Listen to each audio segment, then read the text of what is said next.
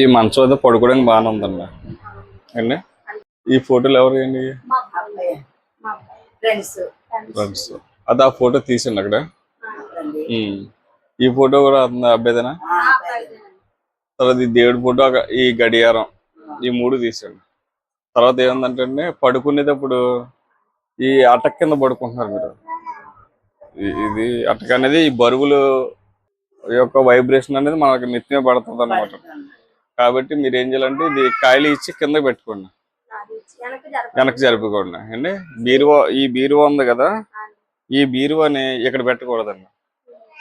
ఈ బీరువాని తీసుకెళ్ళి ఇక్కడ పెట్టేసుకోండి. ఈ గోడకి ఈ అద్దాలు, ఈ ఫొటోస్ అవి తీసండి.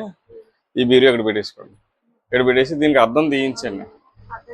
అద్దం తీయించేసి దీనికి ఎల్లో కలర్ పెయింట్ వేయించండి బీరువాకి. లవ్ మ్యారేజ్ చేశారు అబ్బాయికి? ఫస్ట్ లవ్ మ్యారేజ్ చేసుకుంటాం. ఇలా అయిందండి. అదే మొత్తమే లవ్ మ్యారేజ్ ఉంది కదా ఇంట్లో. లవ్ మ్యారేజ్ అయితే రెండు జరిగినాయి. అదే అబ్బాయిదా లేకపోతే క్లియర్ గా తెలియదు అన్న. అంటే లవ్ మ్యారేజ్ అయితే చూపిస్తుంది.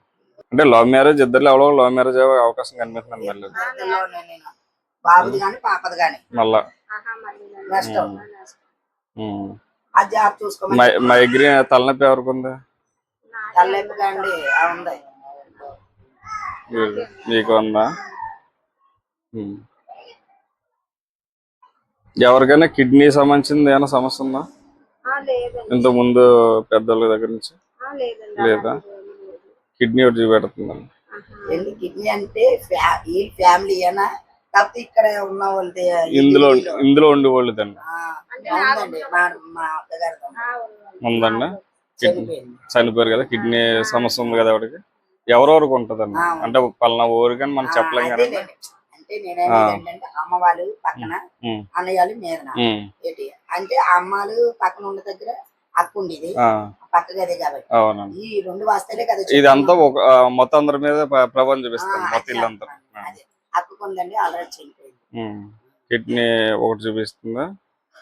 కొద్దిగా ఊపిరితిత్తు ఒకటి చూపిస్తుందండి. ఊపిరితిత్తులు అంటే ఆల్రెడీ జరిగిపోయినాయి. ఈ సమస్యలు అన్నీ ఉన్నాయి. అన్ని అక్కకే అన్ని కూడా జరిగిపోయింది. ఓకే.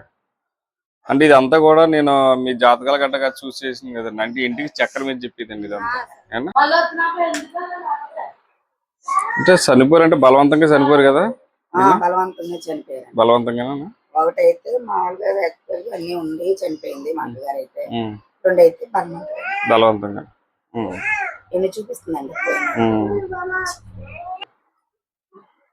బలవంతంగా చనిపోయినట్టు చూపిస్తుంది.